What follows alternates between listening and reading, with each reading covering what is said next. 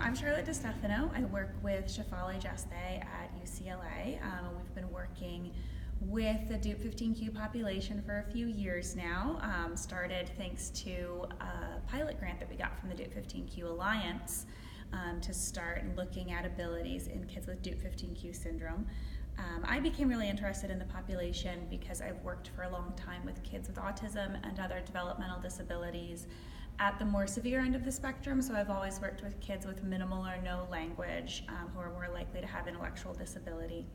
And so I came to be interested in the Dup15 kiddos because of its relationship to the autism phenotype. So over the past few years, we've seen a lot of kids with Dup15q and their families. We saw families at the Orlando Family Conference. That was the first conference we traveled to, collected a bunch of data. Thank you to everyone who took time out of their day at that conference to participate with us. We've also seen kids who've come to our Dup15q clinic in UCLA. And then at the Redondo Beach Family Conference, we managed to collect a whole bunch of data. So thank you again to all those families. And so the data that I presented here at the conference is a set of 60 participants between the ages of 3 and 18 who we collected data on at those family conferences and at UCLA.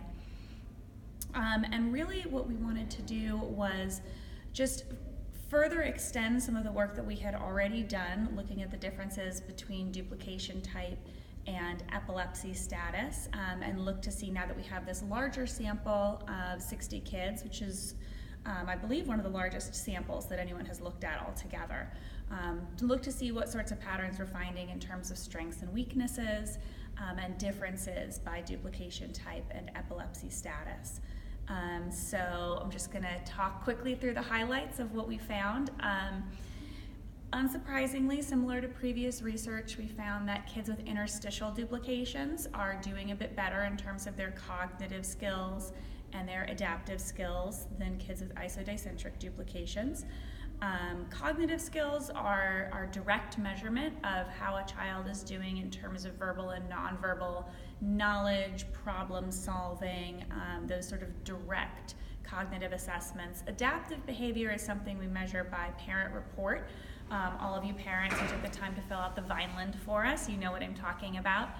And adaptive functioning is how a child meets their needs, meets tasks of daily living, how they get through the practical things that happen during the day. And typically, cognitive ability and adaptive ability are pretty closely related.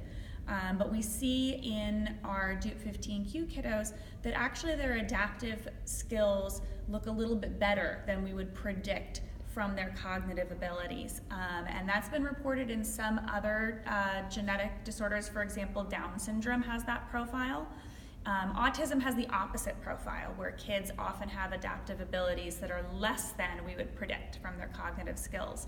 So it was really nice to see that within our Dup15q kiddos, regardless of duplication type, regardless of epilepsy, they're doing a really good job of meeting those needs of daily living. It probably speaks a lot to what their families are doing to help them work on those skills, to give them the opportunities to practice things like doing chores around the house, working on learning to get dressed by themselves, participating in family activities. All of those things are going to build adaptive skills.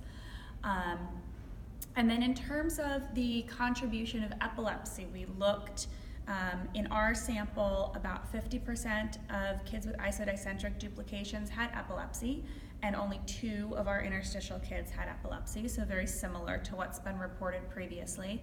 And we looked to see how those groups were different.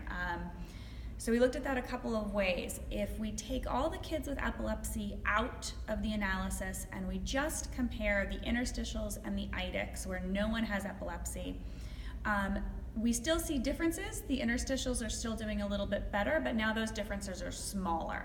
So the isodicentrics without epilepsy are closer to where the interstitials are across the board in terms of all of our assessments. And then within the isodicentric groups, kids who have epilepsy are showing the most impairment in terms of their cognitive and adaptive skills, and that's probably not a surprise to anybody. But now we've documented that with a pretty big sample, and hopefully that can set the stage for more research looking to see what exactly the contribution of epilepsy is. One of our questions that we don't know from this data set, because this was measured all at one time point, is we don't know whether the onset of epilepsy changes a child's developmental trajectory, or if whatever is going on in that child's brain that causes them to develop epilepsy, if that has already put them on a different developmental trajectory. So one of the things that we'd really like to do next is follow kids longitudinally from a young age so that we can see what their developmental trajectories look like over time, and does something like the onset of seizures change a child's developmental trajectory, and if so, that really suggests that research needs to work really hard on addressing better ways to predict who's going to develop epilepsy and better ways to quickly control those seizures if they do emerge. And so those are the big take-home points from what we found so far. We're excited to continue on with this work. And again, thank you so much to all the families who took the time to participate at the family conferences, who've come to see us at UCLA. We love seeing you guys whenever you're available to come out.